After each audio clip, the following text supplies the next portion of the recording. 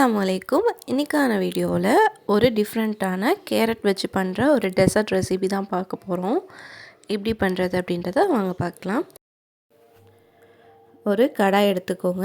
அதில் 4-5 table spoon நெய் போட்டுக்கோங்க. நெய் நல்லா காஞ்சி வந்ததும் ஒரு 4-5 பெரிய கேரட் இருக்கும் இல்லையா, அதை இந்த மாதிரி துருவி எடுத்துக்கோங்க.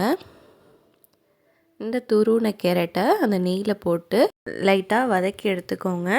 இந்த மாதிரி துருவி எடுத்தால் தான் அந்த ஸ்வீட்டுக்கு பார்க்க நல்லாயிருக்கும், டேஸ்ட்டும் நல்லாயிருக்கும். ஸோ அதனால் இந்த மாதிரி மெலிசாக துருவி எடுத்துக்கோங்க. அதுக்கப்புறம் ஒரு ஹாஃப் கப் மாதிரி கொஞ்சோண்டு தண்ணி சேர்த்துக்கோங்க. அதுக்கப்புறம் எல்லாத்தையும் நல்லா வதக்கி எடுத்துக்கோங்க.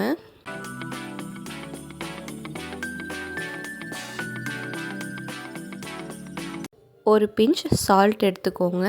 இது ஸ்வீட் ரெசிபி அப்படிங்கிறனால அந்த ஸ்வீட் என்ஹான்ஸ் பண்ணுறதுக்கு கொஞ்சோன்னு நம்ம சால்ட் எடுத்துக்கிட்டால் போதும்.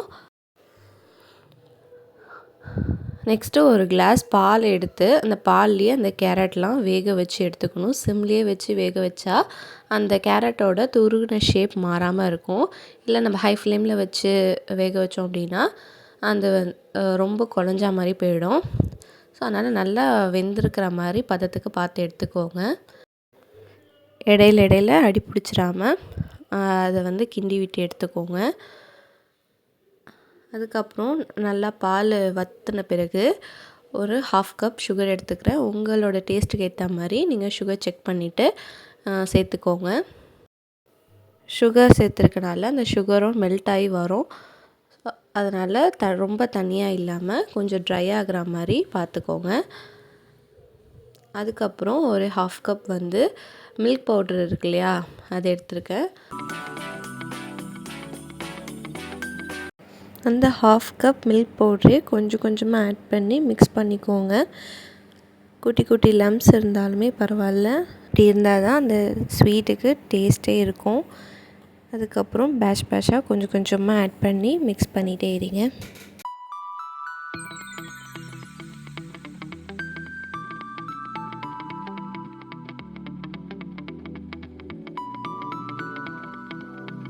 ரொம்ப தண்ணியாக இல்லாமலும் ட்ரை ஆக்காமலும் இந்த மாதிரி மிக்ஸ் பண்ணிகிட்டே இருங்க. இந்த மாதிரி பதத்தில் வந்ததும் இந்த ஸ்வீட் ரெடி ஆகிடுச்சு. அதுக்கப்புறம் நீங்கள் சர்வ் பண்ண வேண்டியது தான்.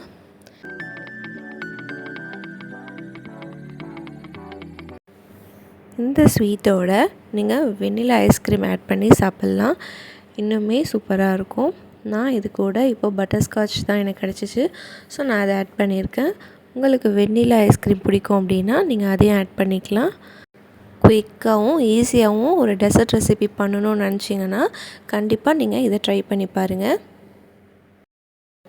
இதே மாதிரியான ரெசிபி வீடியோ வேணும் அப்படின்னா மறக்காமல் நம்மளோட சேனலை சப்ஸ்கிரைப் பண்ணிக்கோங்க. அஸ்ஸலாமு அலைக்கும்.